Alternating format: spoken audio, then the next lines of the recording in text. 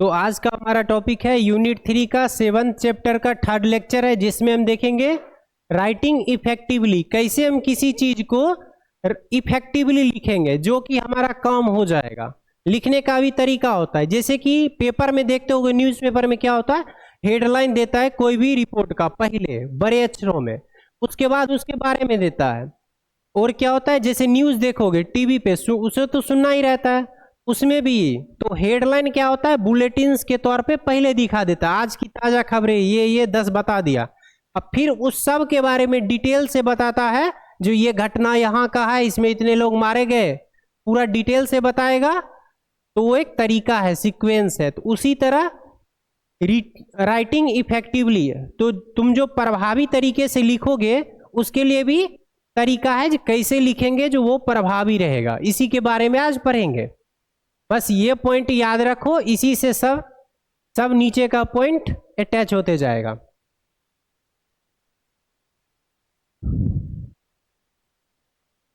Although some of the following information related to either email or paper communication, बोला गया है जो भी इंफॉर्मेशन रिलेटेड होता है ईमेल और पेपर कम्युनिकेशन। पेपर कम्युनिकेशन का मतलब क्या समझे, पेपर पर रिटेन, तो एक ही बात हो गया। It is mainly geared towards email since so much of our work involves email. आज के समय में ज्यादातर काम आवेदन लिख के नहीं हो रहा है, ईमेल पे हो रहा है। जैसे कि ज्वाइनिंग के समय, जैसे तुम भी कभी बी फार्म करके कहीं ज्वाइनिंग के लिए जाओगे, तुम्हें बोला जाएगा अपना रिज्यूम ईमेल पे सेंड करो। ऐसा नहीं बोला जाएगा एप्लीकेशन लिख के लाओ, ईमेल अटैच करके लाओ अपना रिज्यूम, ऐसा नहीं बोला जाएगा। बोला जाएगा जब आप ईमेल पे ये भेजें, ईमेल पे जब तुम भेजोगे फिर उधर से अपॉइंटमेंट भी ईमेल पे आएगा। तो अपना जो रिटेन कम्युनिकेशन है वो अब पेपर के बदले ईमेल पे जा रहा है सब। ठीक, डिजिटल इंडिया होने के कारण अब धीरे धीरे ट्रांसफॉर्म हो रहा है, ईमेल पे जा रहा है। तो वही चीज इस लाइन का हो गया। However, यद्यपि you can apply most of the device to paper communication as well. इसमें फिर अगले लाइन में बताया गया, यद्यपि तुम अप्लाई कर सकते हो, जरूरी नहीं तुम सब कुछ को ईमेल पे ही भेज दो, तुम यूज करने में यूज कर सकते हो पेपर का भी। जरूरी नहीं, हो सकता है किसी के पास फोन ही ना हो, तो बोलेगा नहीं मेरे पास फोन है, ठीक है पेपर पे लाइए आवेदन लिख के। तो अभी भी पेपर का यूज है, ऐसा नहीं जो हर काम ईमेल पे ही चला गया है। तो यही है, क्या बोला गया, most of device, most of जो डिवाइस का काम है वो अब भी पेपर पे हो रहा है एज वेल, अच्छे से। उसके बाद है सब्जेक्ट लाइन। सब्जेक्ट का मतलब तुम समझ लो heading.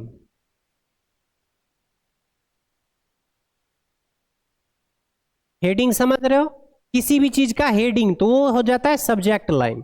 When you are writing letter, जब तुम एक लेटर लिखते हो वो, और एन ईमेल या फिर ईमेल लिखते हो, the subject line of communication is like the headline in the newspaper. तो क्या बोला गया, जो तुम सब्जेक्ट लाइन बनाते हो, जैसे लिखते हो एप्लीकेशन कैसे लिखते हैं, पहले अपना टू द प्रिंसिपल डेट दिए, ठीक, उसके बाद लिखते हैं सब्जेक्ट। तो वो जो सब्जेक्ट है, सब्जेक्ट तुम्हारा हेडिंग है, जैसे कि न्यूज़पेपर में हेडिंग होता है और ईमेल में भी सब्जेक्ट पूछता है। जब तुम किसी को ईमेल भेजोगे उसमें भी सब्जेक्ट पूछा जाता है। तो वो सब्जेक्ट क्या है, तुम्हारा हेडिंग है, सामने वाले को वो सब्जेक्ट ही दिखता है।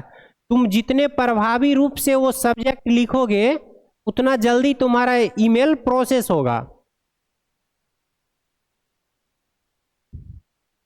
तो वो कम्युनिकेशन को प्रभावी बनाता है तुम्हारा, क्या, हेडलाइन बोलो या सब्जेक्ट बोलो। उसके बाद इट कॉल्स योर अटेंशन। यहां पे अटेंशन, जैसे कि अटेंशन का मतलब कह सकते हो जो तुम्हारे दिमाग, मतलब उधर की ओर अटेंशन होता है, ध्यान पड़ता है उस पर। जैसा तुम हेडिंग लिखोगे, वो कॉल का मतलब फोन कॉल नहीं, कॉल का मतलब बुलाना नहीं, यहाँ पे कॉल का मतलब क्या आ रहा है, इट कॉल्स योर अटेंशन, मतलब तुम्हारा ध्यान उस ओर जाता है, वो हेडिंग की ओर। अगर कोई लिखा है बस फालतू हेडिंग लिख दिया, तो अगर तुम अच्छा हेडिंग लिखोगे तो जो ऑब्जर्वर रहेगा, जिसके साथ तुम बात कर रहे हो, कम्युनिकेट कर रहे हो ईमेल के थ्रू, वो पहले तुम्हारा देखेगा, बाद में दूसरे का देखेगा। अगर तुम्हारा ये अच्छा हेडिंग रहेगा तो it calls your attention to the communication, communication में, and also let you know what is about. वो जो तुम्हारा हेडिंग है वही बता देगा व्हाट इट इज अबाउट, किसके बारे में है। जैसे एप्लीकेशन लिखते हो, सब्जेक्ट में क्या लिखते हो, seek leave due two sisters marriage, 5 days की छुट्टी लिखते हो ऐसा, तो वो हेडिंग ही बता देता है व्यक्ति को दिक्कत कहाँ है। ठीक, खुशी का छुट्टी ले रहा है या दुख का छुट्टी ले रहा है, तो वो हेडिंग से ही पता चल जाता है कंटेंट नीचे क्या आने वाला है। हेडिंग अगर अच्छा दिखा, अट्रैक्टिव लगा, तो ध्यान उधर की ओर जाएगा, अटेंशन को कॉल कर लेगा। फिर है the best subject lines will also tell you what needs to be done. जो अच्छा सब्जेक्ट लाइन होता है, सब्जेक्ट लाइन मतलब हेडिंग टाइप में, जो अच्छा हेडिंग रहेगा वो तुम्हें टेल कह देगा what needs to be done, क्या जरूरत है। क्या लिखे थे, सीक लीव फॉर 5 डेज, पहले हेडिंग में ही। तो जो व्यक्ति देखेगा एक लाइन में समझ जाएगा इसको 5 दिनों की छुट्टी चाहिए, बीमार है ये। ठीक, तो ये क्या बताया गया, सब्जेक्ट लाइन्स ही तुम्हें टेल बता देगा what needs to be done, क्या जरूरत है। And will let the recipient, recipient उसको बोला जाता है जो मतलब जो किसी को भेज रहा है, रेसिपिएंट एक तरह से। Prioritize which emails to open first, ये ऐसा बोला गया जैसे तुम 500 ईमेल आया या फिर 20 बच्चे एप्लीकेशन दिए हैं ईमेल पेज, हमें छुट्टी चाहिए। अगर तुम और सब बच्चा क्या लिखा, लीव फॉर 2 डेज, रीजन नहीं दिया सीक लीव, तो उसका लीव फॉर 2 डेज क्या पता वो ऐसे ही बिना काम का ले रहा है लीव, या फिर नॉर्मल कोई दिक्कत है। और तुम लोग दोगे कि अर्जेंट सीक लीव, तो अर्जेंट वर्ड क्या शो करेगा, इसे तुरंत चाहिए छुट्टी, तो तुम्हारा जल्दी देखा जाएगा हेडिंग से ही। तो वही बात है, which prioritize which emails to open first, which ones to ignore for later all together. जैसे सब लोग एक साथ छुट्टी अप्लाई करेंगे, किसी ऑफिस में मानो 20 स्टाफ अप्लाई किए 1000 स्टाफ में से, ठीक, तो जिनका रीजन जेन्यून रहेगा, ठीक, कोई से बोलेंगे हम टूर पे जा रहे हैं, हम शिमला टूर पे जा रहे हैं, कोई इधर टूर पे जा रहे हैं। 15 का ऐसा एप्लीकेशन था और 5 व्यक्ति का जेन्यून एप्लीकेशन था, मेरे माताजी बीमार हैं, हमें जाना अनिवार्य है। कोई बोल रहा है हम खुद बीमार हैं, कोई बोल रहा है मेरी वाइफ बीमार है। तो जो जेन्यून है उसी का ईमेल्स पहले देखा जाएगा, जिसका कि सब्जेक्ट मैटर हेडिंग अच्छा होगा, या फिर अच्छा कैसे कह सकते हैं, अटेंशन होगा, जिसे जरूरत वाकई है। और जो घूमने जा रहा है उसे नहीं भी देंगे तो अगला मंथ घूम लेगा, उससे अगला मंथ घूम लेगा। ठीक, which ones to ignore for later all to, ये बताया जा रहा है उस सब में से 15 तो इग्नोर कर दिया गया, 5 को छुट्टी दिया गया, जिसका हेडिंग अच्छा था, जिसका जेन्यून रीजन था, वाजिब रीजन मांग रहा था व्यक्ति छुट्टी। फिर अगला बताया गया है, what do this subject line tell you about the information that will follow. ये जो सब्जेक्ट लाइन है, tell you about the information, कौन सा इंफॉर्मेशन के बारे में बताता है ये सब्जेक्ट लाइन। ये देखो, रिस्पॉन्स टू योर ईमेल, अगर हम इधर से किसी को ईमेल किए तो हो सकता है दूसरा भी मेरे ईमेल का जवाब दे रहा होगा। जैसे हम बोले क्या, जो आपको अगर समय है तो 2 दिन आके मीटिंग करिए, तो उधर का भी ना आदमी हमको मैसेज देगा, नहीं हमें इस डेट को समय नहीं है, तो वो क्या हो गया, रिस्पॉन्स, मतलब वो मेरे ईमेल का रिप्लाई दे रहा है। ईमेल में कोई व्यक्ति रिप्लाई दे सकता है, कोई व्यक्ति क्वेश्चन पूछ सकता है ईमेल के थ्रू, फिर कोई व्यक्ति नॉर्मल हेलो हाय कर सकता है, कोई मीटिंग का जिक्र कर सकता है कि संडे को मीटिंग रख रहे हैं या फिर मंडे को मीटिंग है, तो फिर दूसरा आदमी उसका रिप्लाई देगा, तो रिस्पॉन्स हो गया। तो इसमें ये सब चीज हो सकता है। ईमेल के थ्रू हम क्या सब करते हैं, रिस्पॉन्स टू योर ईमेल, कोई ईमेल पहले भेजा तो उसका दोबारा रिटर्निंग ईमेल देंगे, फिर क्वेश्चन का आंसर देंगे, ऐसा भी हो सकता है, फिर हेलो हाय ये सब चलेगा। फिर है मीटिंग का, कोई खास मीटिंग का है तो उसका भी रिप्लाई आएगा ईमेल से। इंफॉर्मेशन फॉर यू, कोई भी जानकारी है, जैसे कोई भी न्यूज है तो वो भी इससे भेजा जा सकता है ईमेल से।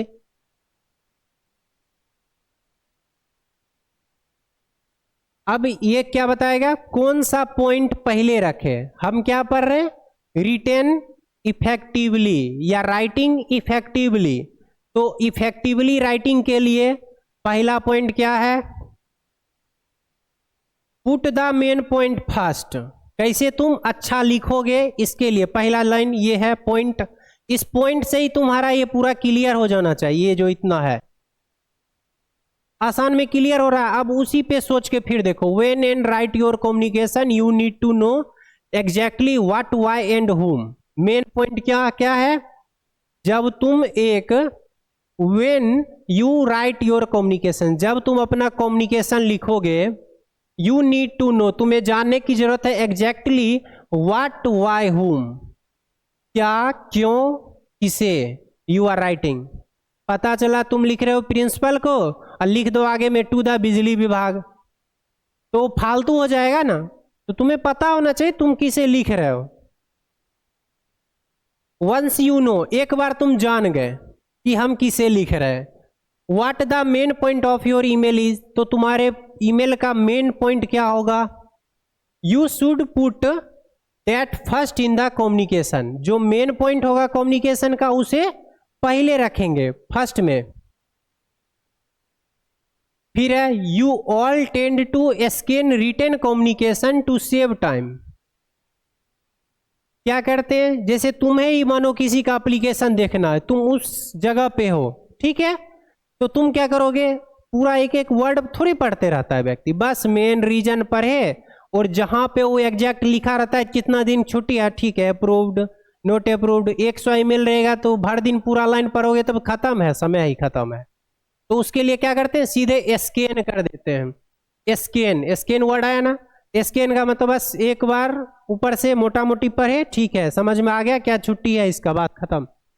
सेव टाइम, समय को बचाने के लिए।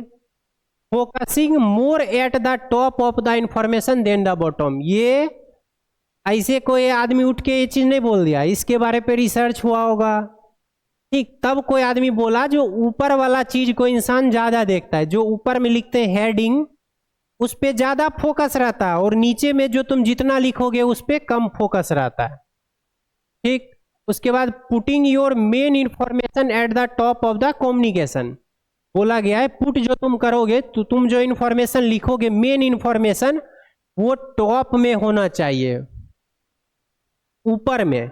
जो आदमी ऊपर का जाए, जैसे नहीं सुनते नहीं हो, जो कॉपी चेक करने में क्या होता है, हाँ ठीक है ऊपर का पढ़ते हैं, बीच में टिक मार के, लिखने में भी लोग फर्जी करते हैं, ऊपर में अच्छे से लिखेंगे, बीच में फिर फर्जी लिख देंगे, ठीक, उसके बाद फिर लास्ट में अच्छे से लिख देंगे।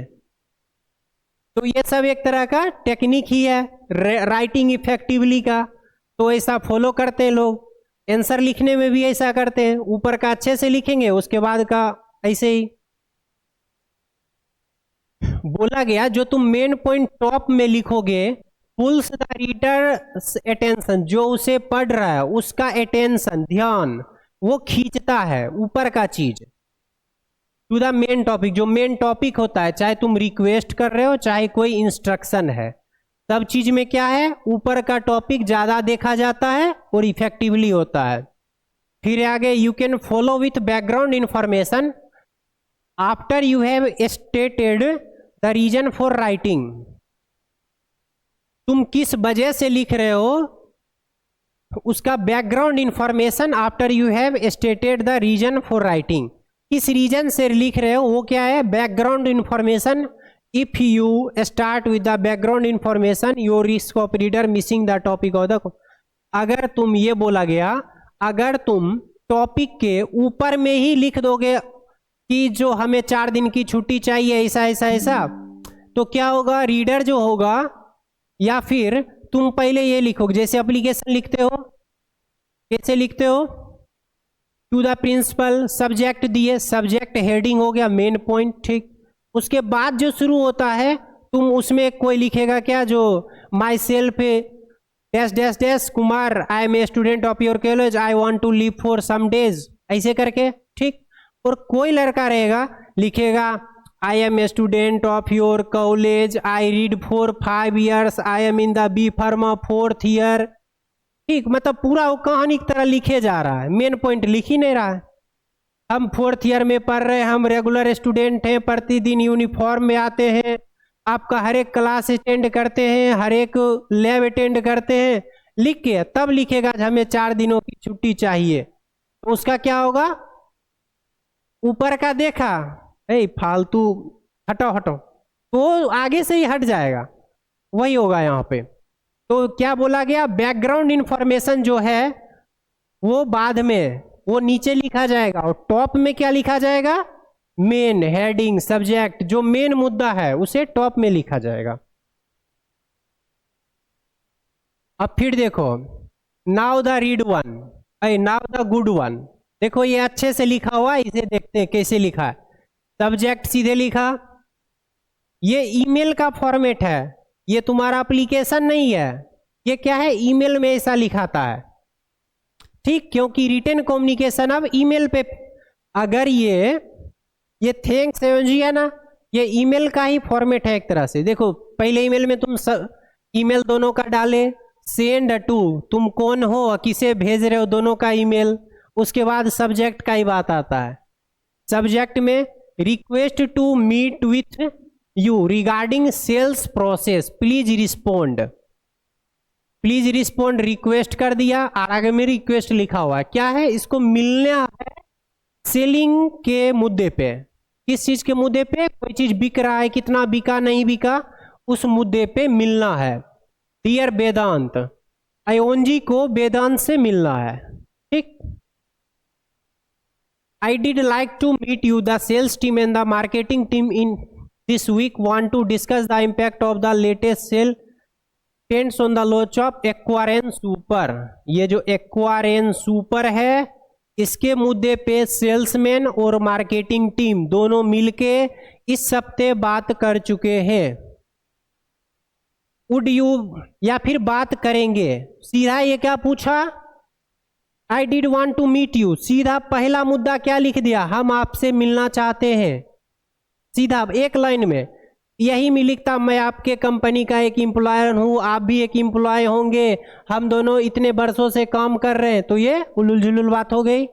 सीधा लिखा I did like to meet you, मतलब मिलने का बात है यहाँ पे, ठीक। किस मुद्दे पे? एक्वारेन सुपर के मुद्दे पे मिलना है। Would you be available on Monday at 3 PM for about an hour, Monday को 3 PM में 1 घंटे के लिए अवेलेबल हो, ऐसा पूछा जा रहा है, सीधे मुद्दा का बात है।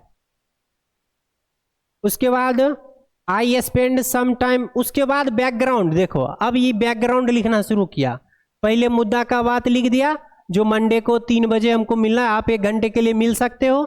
अब ये बैकग्राउंड देखो क्या लिखा, I spend some time with Divyanshi, मैंने दिव्यांशी के साथ कुछ समय मॉर्निंग में मतलब बात किया, reviewing the number of last quarter sales result, last quarter sales result, तो यहाँ मतलब पिछले 4 मंथ में कितना बिका है उसके बारे में जानकारी लिया दिव्यांशी से। तो I was concern to see that there seem to be downward trends in sale, ये क्या बोल रहा है? एक्वारेन के सेल्स में गिरावट आ गया, डाउनवर्ड हो चुका है। ये कौन बताई? दिव्यांशी, 4 मंथ से ऐसा हुआ है। Which is significantly different from what we forecasted. I think we should attempt to identify any possible issue with the sales and fulfillment process. ये बोल रहे हैं जो उसमें वो जो क्यों इतना गिरावट आया सेल में, उसका क्या रीजन है, तो उस रीजन के लिए 1 घंटा के लिए मंडे को 3 बजे से बात करना चाह रहे हैं, ठीक। तो ये हो गया बैकग्राउंड। यहां से ये तो सब्जेक्ट है, हेडिंग कह सकते हो, जैसे न्यूज़पेपर में हेडिंग होता है। ये इतना दूर क्या हो गया? Main point. और फिर ये इतना क्या है? Background.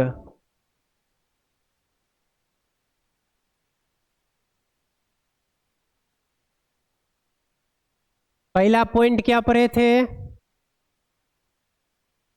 Put the point first, written effectively का, कि कौन सा पॉइंट पहले रखना है, पहले मेन पॉइंट रखना है तब बैकग्राउंड पॉइंट। अब देख भी लिए कैसे क्या लिखा जाता है ईमेल पे, ये सब बात है। अब फिर नो योर ऑडियंस, अब तुम किससे बात कर रहे हो ये पता होना चाहिए। ऑडियंस, ठीक, जिसके लिए तुम लिख रहे हो। When you are writing a communication, जब तुम एक कम्युनिकेशन को लिखोगे, you need to be able to identify to whom you are writing, तुम किसके लिए लिख रहे हो ये पता होना चाहिए, पहचान में होना चाहिए। Sure, you would be writing to the world of your organisation और the world of all of your customers. Sure हो जाओ कि तुम अपने ऑर्गेनाइजेशन के लिए लिख रहे हो कि कस्टमर्स के लिए लिख रहे हो। But you need to know what is that they will gain from your communication. जैसे कि देखो टीटॉल का प्रचार में क्या लिखा रहता है, 99.9% जर्म किल, ऐसा लिखता है। वो क्या होता है, व्यक्ति देख के समझ 99 पॉइंट जर्म को किल करता है, तो उससे क्या होता है व्यक्ति में कम्युनिकेशन आता है, जो देखो कंपनी ऐसा लिखा है, ठीक।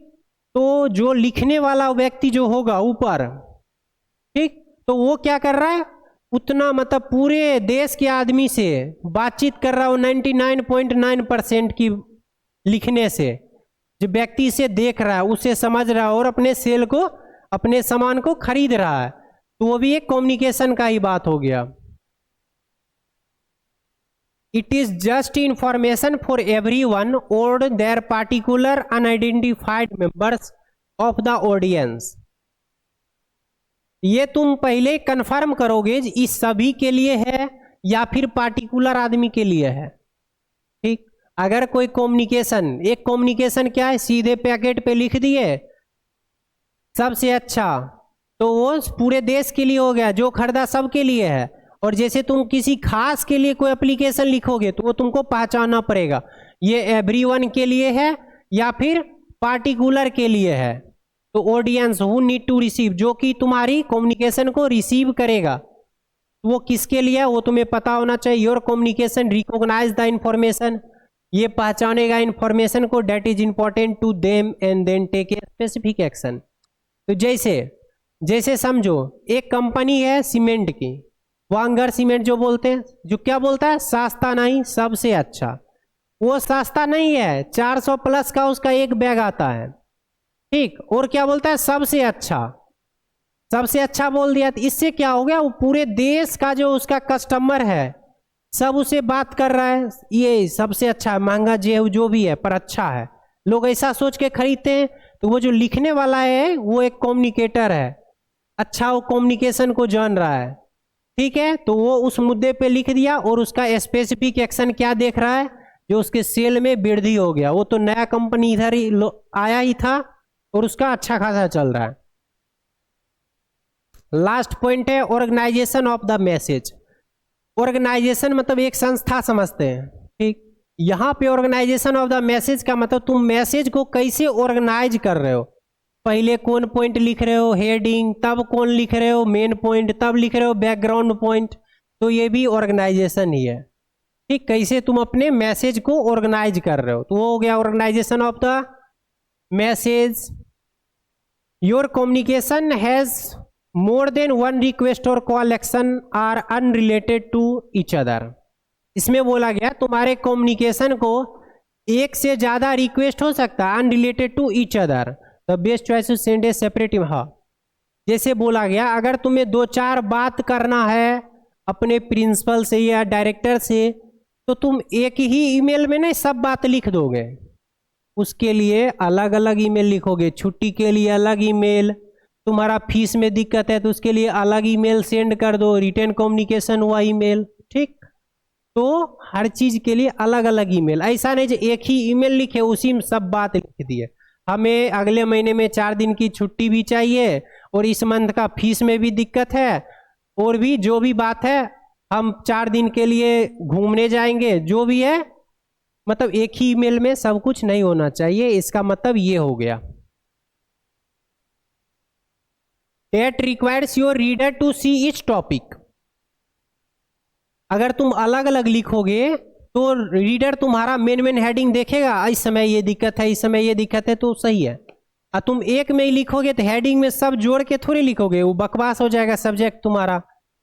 तो ये इसीलिए बोला गया हर चीज के लिए अलग अलग ईमेल लिखो। However, you might have situation where you have several requests or several important facts for the reader. Situation, तो इसमें बोला गया जैसा जैसा सिचुएशन आएगा वैसा वैसा तुम अलग अलग लिखोगे। सीधा मतलब यहाँ क्या है, ऑर्गेनाइजेशन ऑफ द मैसेज, तुम कैसे मैसेज को ऑर्गेनाइज करते हो। एक तो वो बता दिए सब्जेक्ट, मेन पॉइंट, फिर बैकग्राउंड, ये रूल है। और फिर अगर तुम्हें 4 दिक्कत है, चारों के लिए अलग अलग ईमेल लिखोगे, ये भी एक पॉइंट हो गया। Situation, several request, several important, several जैसे बहुत सारा दिक्कत रहेगा, रिक्वेस्ट रहेगा, several facts for the reader, वो रीडर के लिए सेवरल फैक्ट्स हो जाएगा। In that case you need to organise to information in a way increase the chance that the reader will give you all the information or take all the action that you request। इससे क्या होगा, जो तुम अपने reader को लिखोगे अलग अलग टाइप का मैसेज, तो हर चीज का जवाब देगा। ऐसे एक में ही 4 बात लिख दिए तो हो सकता है 2 बात का वो जवाब दे, 2 बात का जवाब ही ना दे। ऐसे अलग अलग लिखोगे तो इसका क्या फायदा है, जो वो सबका अलग अलग जवाब देगा। थैंक यू क्लास, आज का क्लास इतना ही है। फिर हम नेक्स्ट बात करेंगे नेक्स्ट यूनिट 4 के लिए और 8th चैप्टर के लिए।